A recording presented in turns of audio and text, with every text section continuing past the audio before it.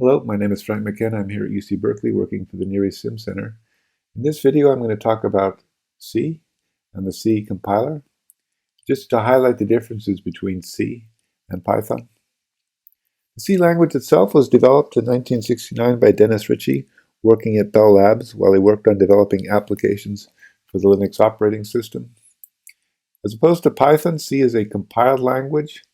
It is also a structured language, or sometimes called procedural language, as opposed to Python, which is object-oriented. And it is also a strongly typed language. Now, while Python can also be considered strongly typed, it's really the interpreter that figures out the type, and you, the programmer, don't have to specify the type.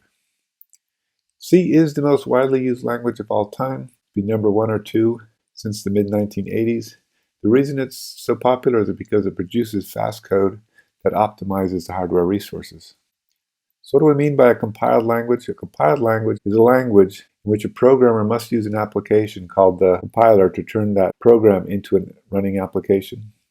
The purpose of a compiler? To translate the higher level language into a lower level language, not necessarily the application. It can be both assembly code or just machine instructions. The compiler checks the legality of the program, i.e. it follows the syntax. And it'll also optimize the output for performance. E.g., it can reorder the instructions, do some typecasting for you, but it does stuff under the hoods that you never see. So a compiler, as I say, it takes typically an ASCII text file. It can take other things, and it will reduce it to a lower level language, might reduce it to assembly language, or most typically, and the purposes of this course, we're going to reduce it to use the compiler to turn our program text file into an application that we run on a computer. So what do we mean by strongly typed? A strongly typed language refers to the language in which the user must specify the type for each variable. This is done so the compiler can strictly enforce the intermixing of types to catch errors in your code. Now, C is also a structured or procedural programming language.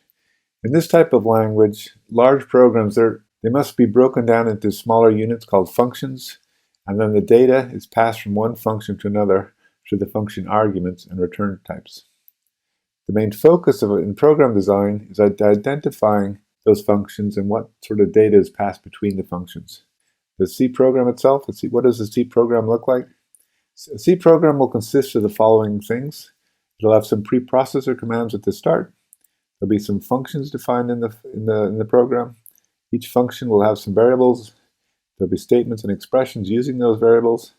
And then most importantly, there'll be comments in the file helping to explain to you in months from now or years from now when you go back to your program just exactly what you intended to do in the lines of code, and also help other users who work with you to figure out just exactly what you're doing if they have to come back in and debug your code. And finally, as we'll see on Wednesday probably, there's these things called pragmas, and we'll get into what exactly they are on Wednesday. But here again is our first program, everybody's first program, Hello World. And then I'm quickly here going to just go through the different lines in this file. So include standard io.h. That is our preprocessor directive that is telling the compiler we want to pull in all the function definitions for standard IO. It's similar to an import in Python. The next line, this int main int argc char pointer argv. Int main, here we're defining our function main. It takes 2 arguments. The first argument is an integer. Inside the function, if we were to use it, we'd refer to that argument as argc, and then the second argument is argv, which is this funny char pointer, which we'll get to tomorrow. The function itself, main, this first int here says it's going to return an integer when the function is finished. And then the curly braces denote the beginning and the end of our function. This first line here inside the function, backslash multiply sign, backslash, that just marks the beginning and ending of a comment, and anything in between is just text for the user. It's not actually utilized by the compiler. The next line, printf hello world. Printf is a function. That function is defined in the standard io.h, which is why we had to include it. And the function, we're passing a single argument to printf, and that's a string hello world. Finally, when we're done Invoking the function, we're going to return 0 from our main function. That will exit the function. So important things to note: there's no space between the hash mark and the I of the include. No space. The statements printf and return 0. Statements, they end with a semicolon. Every statement must end with a semicolon in C. And finally, because I said main was going to return an integer, the function needs to return an integer in the code. Now, some compilers will let you away with this, but it's very good practice if you're saying you return something to actually return it. So now I thought I would demonstrate this in terminal application with the GCC compiler. So here I'm on Unix. I've just cd'd into my temp directory, and here I'm going to make a directory called hello. I'm going to cd into hello. Hello is empty, and now I'm going to emacs hello.c. Let's show you some things. So we're going to include the, we're just going to go through that file I just showed you, int main, int arg, c char, pointer argv, return printf, hello world, \n, return 0. Spell return right. Well, let's not. Let's leave an error with return. So now when I go compile hello.c, you see I get an error. If you've got problems compiling, don't open the file. Have a look at the error messages first. Here it's telling me I've got an error in line 6 of hello.c. It doesn't know what this identifier return is. So we'll go back in and fix that. So on Linux, if you do exclamation and then type a couple of things, it will find the last command you issued that began with em in your history. So this will automatically open Emacs again for me. So let's now fix this. So if we compile this now, it will run. So there we have it. If I do an ls now, I have that a.out. I also have a tilde mark. That's the file with tilde.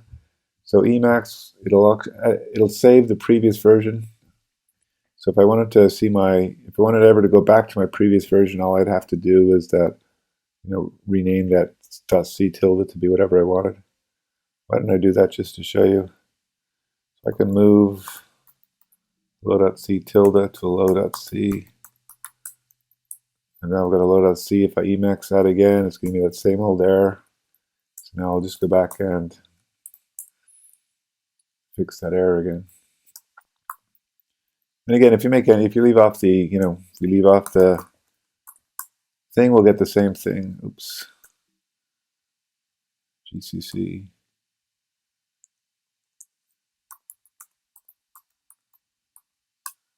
So it's missing the end of statements. Okay. So why do we have an end statement? If you remember in Python, you had to indent all your lines. In C, you don't need to indent anything. You don't need any spaces or anything. You just need a couple of spaces. Everything is identified by a space and a token. So this will also compile. It will run, but it doesn't look all that pretty. It's basically a style thing where you would indent. Again, it's not necessarily. It's different, which is different from Python. So if I leave off again the preprocessor, it's going to tell me it doesn't know what printf is.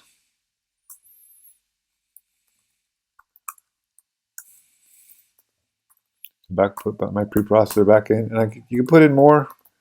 There are other files we could include. For example, we could do mass.h. Just because I've included it does not mean I have to use it. What else can we do? Let's change the output a little. Let's put a line, 2 lines at the beginning and 2 lines at the end, new line characters. That's what the /n is. out. See?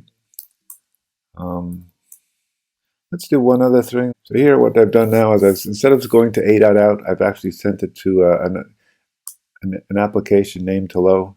So if I wanted to run this, it would just type hello. And that was the same thing. One other thing I could do, I talked about assembly language. Let me show you that. Hello.c, and if I do compile it with a -s, actually maybe put the -s at the start here. So now if I do an ls, you'll see I have a hello.s, and hello.s is the assembly code. That is what the assembly looks like for hello.c.